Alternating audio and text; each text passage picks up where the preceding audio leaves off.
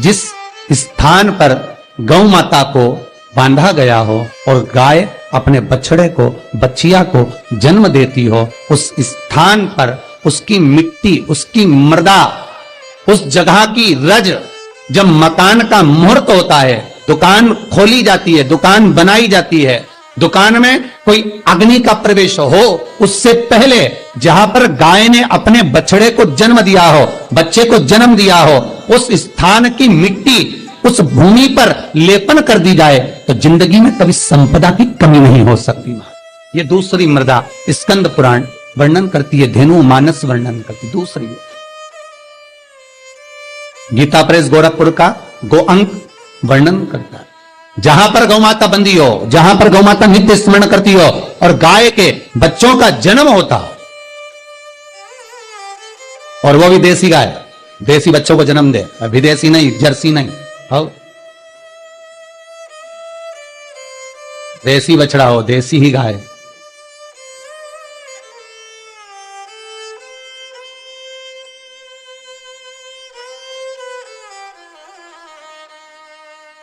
महाराज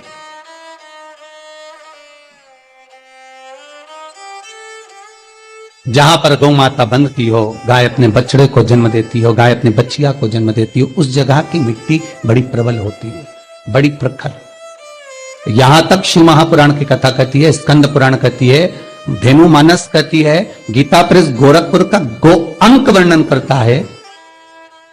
महाराज गौ माता के खुर, गौ माता के चरण जहां पर नित्य प्रति पढ़ते हो, नित्य प्रति पढ़ रहे हो, ताकि आप अपडेटेड रहें हमारे हर एक वीडियो से।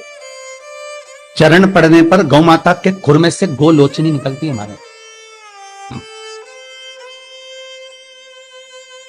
वो गोलोचनी सफेद कलर की होती है, सब्सक्राइब करें उसको आप ऐसे पटक देंगे तो बिल्कुल ऐसा लगेगा जैसे लकड़ी है, पर वही गोलोचनी को आप दूध में डाल देंगे तो चलना चालू कर देती है। उसको कहते हैं गोलोचनी। गो अंक में वर्णन है इसका, स्कंद पुराण में इसका वर्णन। जिस जगह पर गाय बछड़े को जन्म दे, बच्चिया को जन्म दे, और जन्म देते समय पर गौ माता को जब कष्ट की अनुभूति होती है, जो कष्ट जैसे एक नारी का कष्ट होता है, वैसे ही गौ माता का कष्ट होता है।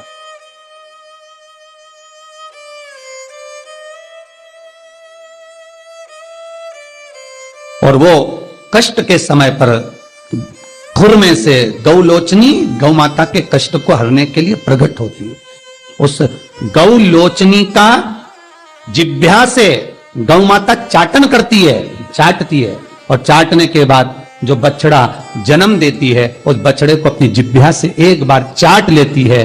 दुनिया में केवल एक गौ माता का बछड़ा ही ऐसा है कि वो गौलोचनी की जिह्वा से चाटने के बाद बछड़ा तुरंत उठ के खड़ा हो जाता है।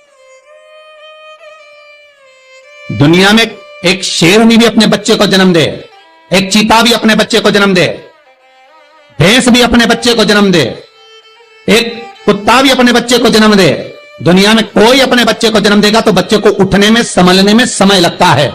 पर दुनिया में केवल एक गौ माता ऐसी है कि गौ माता अपने बच्चे को जब जन्म देती है, जन्म देने के कुछ देर बाद जब वो गौ लोचनी की जिह्वा से चाट लेती है, बच्चा उठकर खड़ा हो जाता है। दुनिया में केवल एक गौ माता है। गौ लोचनी ढूंढो, हम ये नहीं कहते कि तुम गौ माता के पांव में ढूंढना प्रारंभ कर दो, आप तो मत ढूंढो। गौ लोचनी जहां गिरी है उस रज का भी बड़ा महत्व, अर्थात गाय ने जहां बछड़े को जन्म दिया उस भूमि पर गौलोचनी पड़ी है, और वो गौलोचनी हमारे जीवन का सुख का अनुभव करा देती। वो गौलोचनी हमारे जीवन का आनंद का अनुभव करा देती है। इसलिए शास्त्र कहता है कि नई दुकान बन रही हो, नया मकान बन रहा हो, महाराज नई कोई प्रॉपर्टी आपने खरीदी है और उसमें कोई व्यापार चालू करना चाहते हो, तो पहले गाय जहां पर बछड़ा बच्चिया को जन्म दिया हो, भले पहले दिया हो, पर जमीन तो वही है, रस तो वही है, वहां की मिट्टी का लेपन करने से वो सुख, वो आनंद, वो संपदा बढ़ जाती है। यहां तक शिव महापुराण की कथा कहती है, स्कंद पुराण यहां तक कहती है कि मान लो कोई नया मकान आप बना रहे हो और वास्तु वाले को दिखा कर बनाया है, तो भी उसमें कोई कमी अगर रह गई, क्योंकि आज वास्तु वाला नहीं बोलेगा तो 15 दिन बाद दूसरे वास्तु वाले को दिखाओगे, वो कह देगा इसमें ये गलती है, तीसरे वास्तु वाले को लगा वो कह देगा वो गलती है। और जिस वास्तु वाले से मकान बन रहा है वो तो क्या मैंने बढ़िया सब देख कर बताया बनाया, एक एक वास्तु के हिसाब से बनाया, तुमने भले वास्तु के हिसाब से बनाया, तुमने भले वास्तु के हिसाब से बनाया, पर चैनल वास्तु जितने वास्तु वालों को बुलाओगे वो कुछ ना कुछ एब उसमें निकाल ही देंगे, ये पक्का वीडियो से निकालेंगे।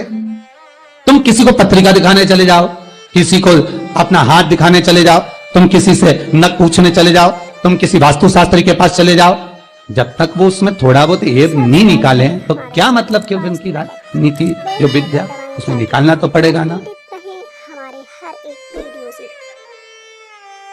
थोड़ा बहुत भय तो उत्पन्न करना पड़ेगा ना।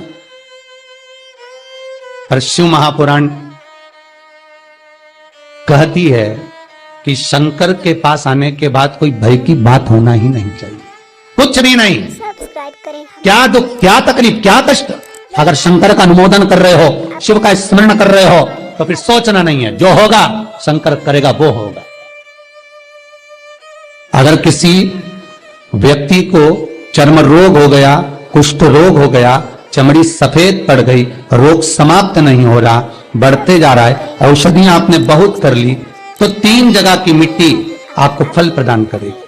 पहला सूर्य कुंड की मिट्टी, स्कंद पुराण सूर्य कुंड कहां पर है, तो कहा दतिया और झांसी के बीच में सूर्य कुंड निवास करता है।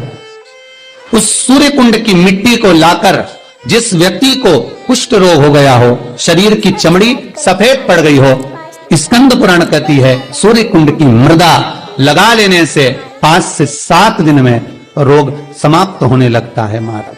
पर सूर्य को सर्वाधिक प्रियता क्या,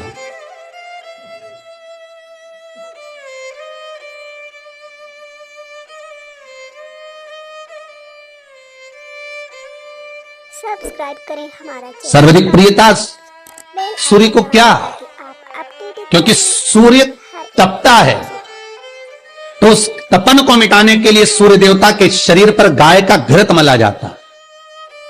जैसे शनि को तेल लगाया जाता है, सूर्य को घृत मला जाता है। इसलिए सूर्य कुंड का एक नियम है कि सूर्य कुंड पर से अगर मिट्टी लेकर आते हैं, शरीर पर लगाने के बाद जब शरीर का चर्म रोग समाप्त हो जाए, सफेद चमड़ी अपने वापिस रंग में आ जाए, तब आप जितनी कामना कर कर आते हैं उतना घी उस सूर्य कुंड के पास में डालना पड़ता है। 1 किलो, 2 किलो, आधा किलो, 250 ग्राम, 25 ग्राम, 50 ग्राम, जो आपने कामना करी है उतना चढ़ाना, पर वो घी गाय का होना चाहिए।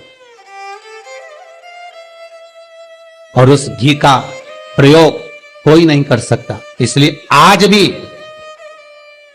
स्कंद पुराण में तो केवल सूर्य कुंड का वर्णन है, घृत का वर्णन है, पर स्थान आज भी झांसी और दतिया के बीच में जो सूर्य कुंड विराजमान है, आज भी वहां पर कुंड के पास में एक घी का कुआं है जिसमें घी डाला जाता है, पर उस घी का प्रयोग कोई दुनिया का व्यक्ति नहीं कर सकता। जो करता है वो शरीर में फफोले पड़ जाते हैं और बाद में सड़कर मर जाता है। हमारा channel Vastu facts, bell icon दबाएं ताकि आप अपडेटेड रहें हमारे घृत है, पर गंध नहीं, घृत है। 3 जगह की मृदा जीव को सुख का अनुभव कराती है। पहला सूर्य कुंड। महाराज श्री शिवाय नमस्तुभ्यं, श्री शिवाय नमस्तुभ्यं।